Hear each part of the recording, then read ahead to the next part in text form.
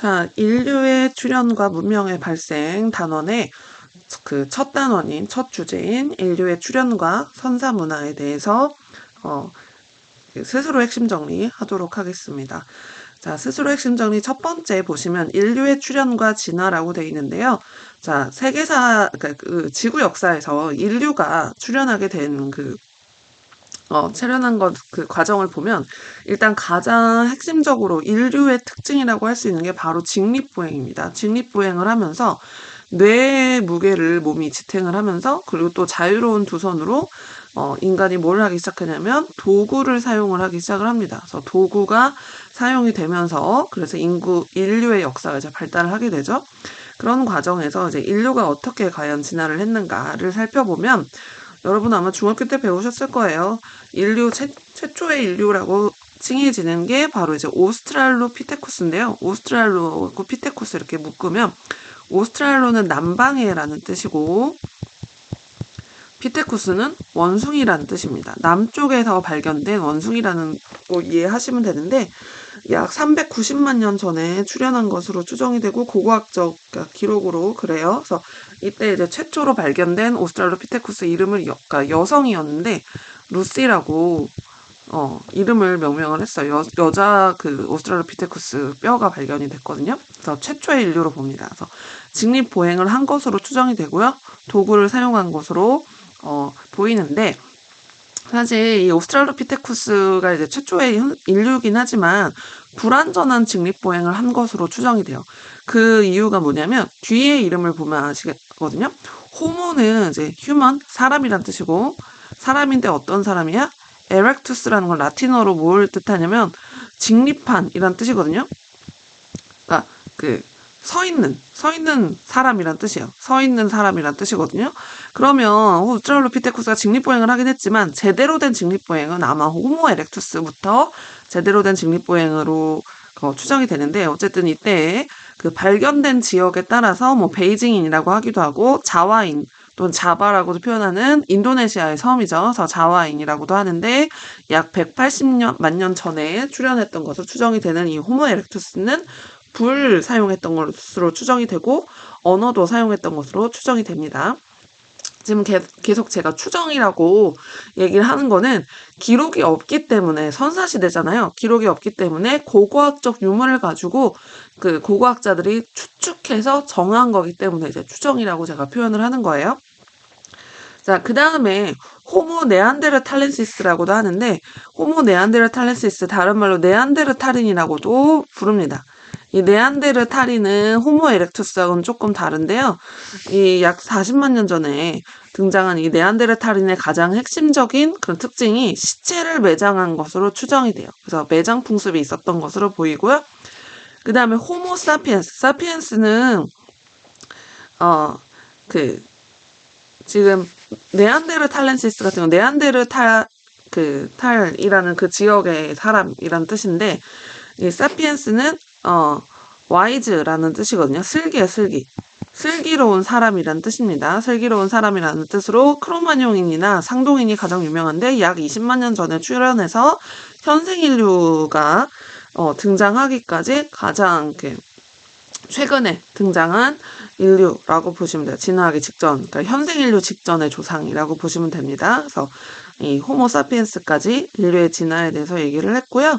이렇게 진화하는 과정에 그 인류는 구석기 시대였습니다. 구석기 시대. 그래서 인류의 역사 중에서 이제 석기를 얘기할 때 돌을 도구로 사용한 시대를 이제 석기 시대라고 하는데 구석기 시대는 인류 출현부터 약 10,000년 전까지를 구석기 시대라고 하고요. 이때의 도구는 당연히 구석기니까 뗀석기를 사용을 하겠죠. 뗀석기를 사용을 하고 이때 사용한 뗀석기는 여러분 한국사 때 배운 거 기억하시나요? 뗀석기의 가장 대표적인 게 이제 이렇게 이 지금 뗀 거를 제가 표현하기 위해서 이렇게 한 거야. 이렇게 생긴 이런 주먹도끼나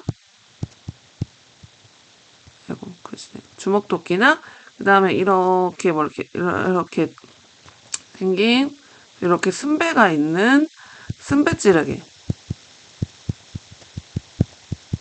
이런 게 이제 한국사에서 대표적이었죠. 그래서 이런 뗀석기들을 사용을 했고요. 사냥, 채집, 물고기 잡이가 주요 경제 활동이었어요. 그러면 이거 보시면 아시겠지만 물고기 다 떨어지면 어떻게 해야 돼요? 물고기 있는 데 가야 되고. 그 다음에 열매 따먹어. 채집은 이제 열매 따먹는 거잖아요. 열매 따먹는 거. 열매 다 따먹으면 또 다른 열매 찾아서 돌아다녀야 되죠. 그러기 때문에 이동 생활을 합니다. 경제 활동과 연관이 있어요. 그래서 동굴이나 숲속에 막집을 지어서 거주를 했었고요.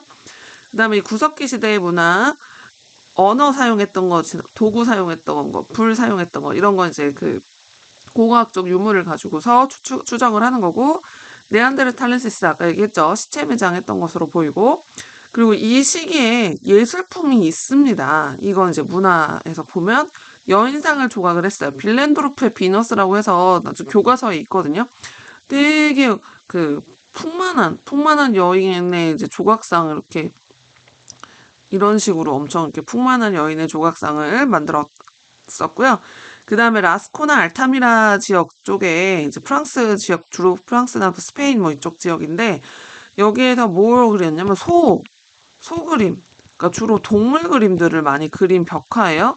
이런 것들이 이제 남아있는데, 이런 이게 그 풍만한 여성을 표현을 한 거는 다산과 풍요로움, 표현한 것으로 추정이 되고, 지금 소와 같은 동물 그림, 왜 그림을 그렸느냐라고 고고학자들이 생각하기에, 얘네가 잡고 싶었구나. 이런 동물들을 사냥을 성공하기를 기원하는 게 그림으로 남아있는 게 아니냐라고 고고학자들이 얘기를 하고 있죠. 그래서 이렇게 구석기 시대의 인류가 이렇게 살았던 것으로 보이고요.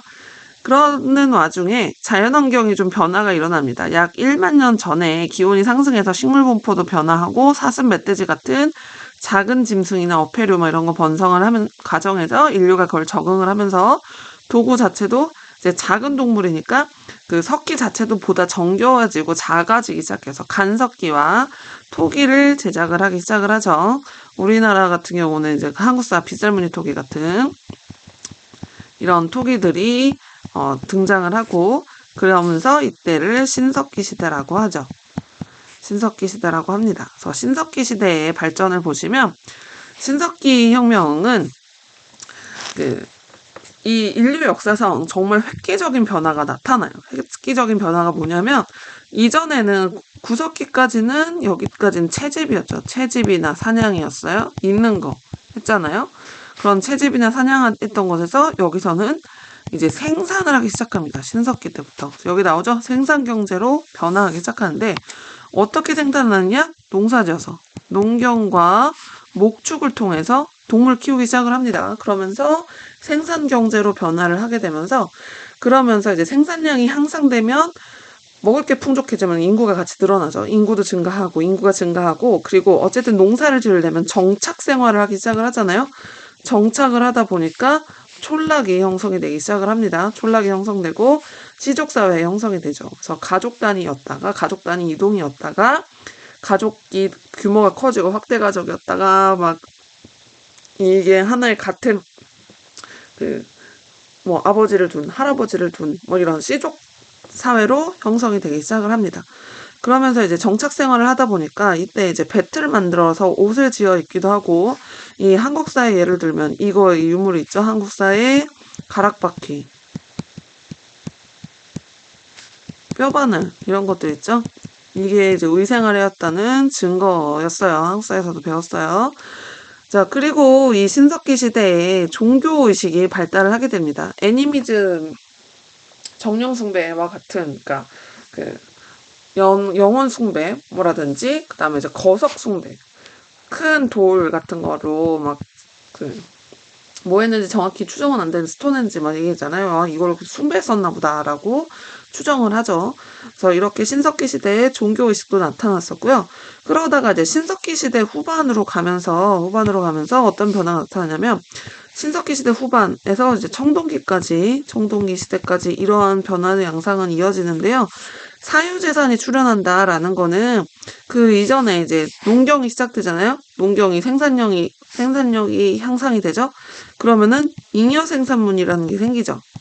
먹고 남는 게 생겨. 잉여 생산물이 곧 뭐로 되냐면 사유재산으로 변화하게 됩니다. 그래서 잉여생산물을 많이 가진 사람들은 재산이 많아지는 거고, 잉여생산물이 적은 사람들은 재산이 적어지는 그런 형태로서 사유재산이 출현하게 되고요.